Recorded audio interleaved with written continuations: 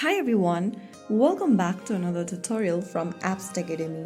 Today in this video, I'm going to show you how to turn off chats in Roblox.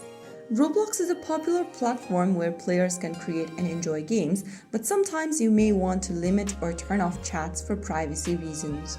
First of all, launch open the Roblox application on your device and log into your account.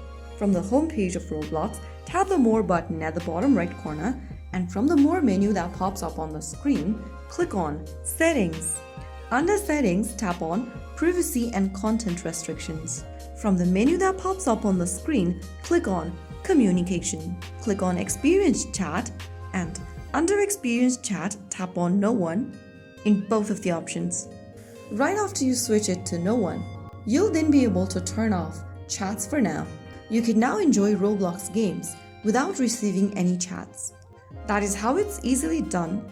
If you found the video helpful, don't forget to like, share and subscribe to our channel. I will be back again in the next episode. Thank you for watching.